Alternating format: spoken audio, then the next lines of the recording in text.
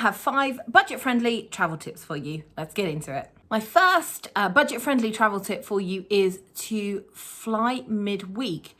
The contest is usually on a Saturday. No, that's not true. The contest is always on a Saturday.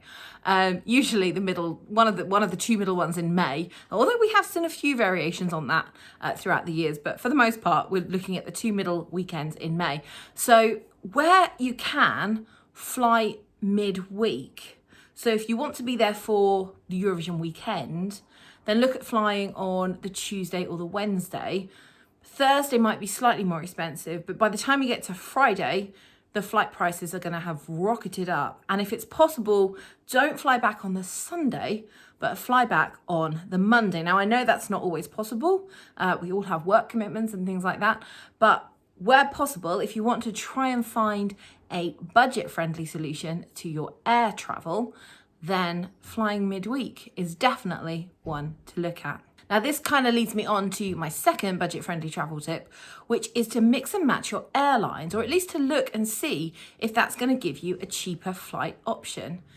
So when I travelled to Kiev in 2017, I flew all the way with LOT Polish Airlines, and we flew through Warsaw and then on to Kiev on the same day. It was a pretty easy, short connecting route through Warsaw.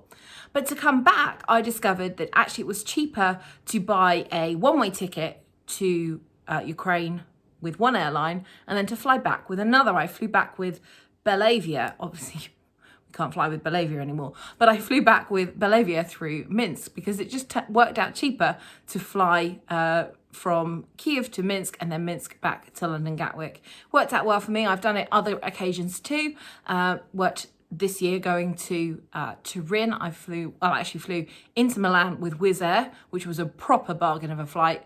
And then I flew back from Turin with British Airways. Again, it's a case of looking at what your options are and not thinking, oh, you just have to book with the one airline, but looking at different websites to see whether you can piece together your flight to get a cheaper deal. And sometimes you can. So don't always take the first easy option of one airline on one fixed route. Another little adjacent tip to that is to look at flights. If you're in the UK, look at flights from Dublin and whether that's going to work out cheaper, particularly if your destination country is in the EU. You may well find that a quick little Ryanair to Dublin will help you pick up a cheaper flight to wherever your final destination is. It doesn't always work out, but sometimes looking to fly from Dublin is the cheaper of the option if you can afford the extra few hours that it might take you to pop over to Ireland's capital. My third budget-friendly travel tip for you is not to overpack.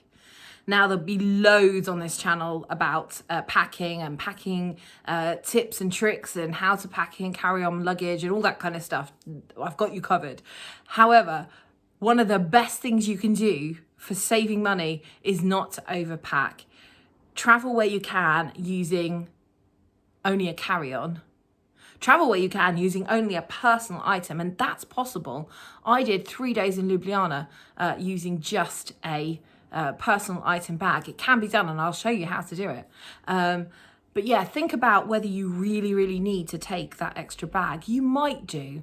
It's going to depend on the nature of your trip. If you're going to, say, Eurovision as press and you know you've got some things that you want to take with you, different outfit changes, then you might need to take a checked bag with you.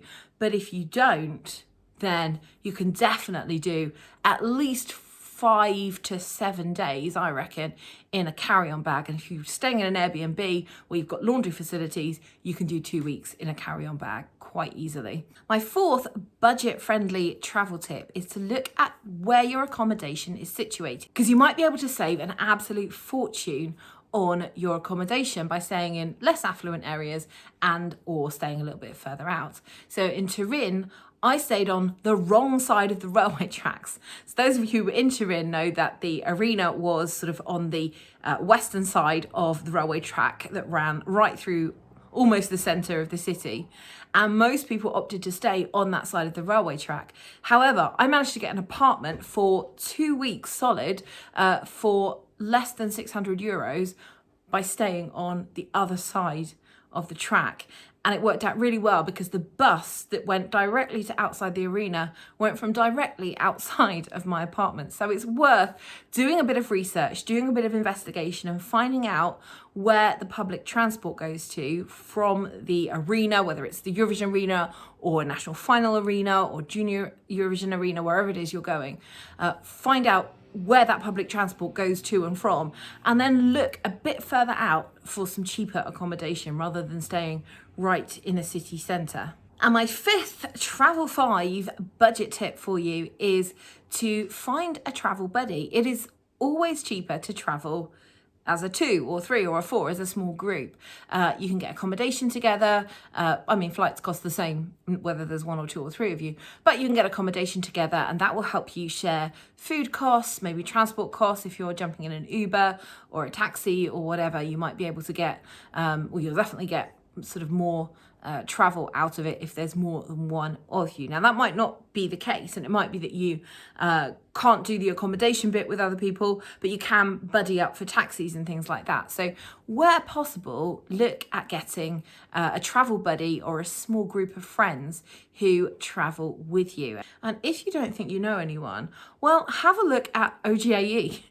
If you haven't joined your local OGAE, do that, because you'll find loads and loads of like-minded Eurovision fan friends. And also, you might find people who are looking for accommodation sharers. Very often we see messages go on Facebook pages saying, we've got a spare room in our accommodation in wherever, and that's where you can hook up with somebody who you maybe don't know, and not only get a cheaper deal on your accommodation, but also make some new friends. I have got one last bonus travel tip for you. It's supposed to be 5, but I'm giving you a little bonus, 6th one. And that is to take some food with you, if only for the first few days, and if you've got room in your case because you haven't done the pack light thing. Take some food with you. You can take some protein bars, maybe take some snacks, things that are fairly lightweight, but also might see you through the first couple of days. Particularly things like for breakfast. I think like the protein bars, breakfast cereal bars, the Belvita packs, you can buy those.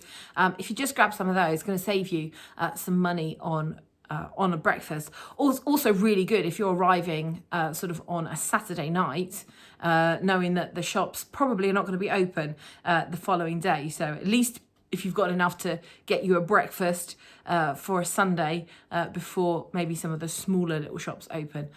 But yeah, bring a little bit of food with you. You'll really be glad that you did. Thanks for joining me for Travel 5s, our 5 budget-friendly travel tips.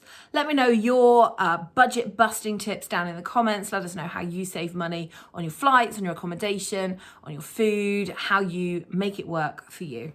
Let me know, and I'll see you next time.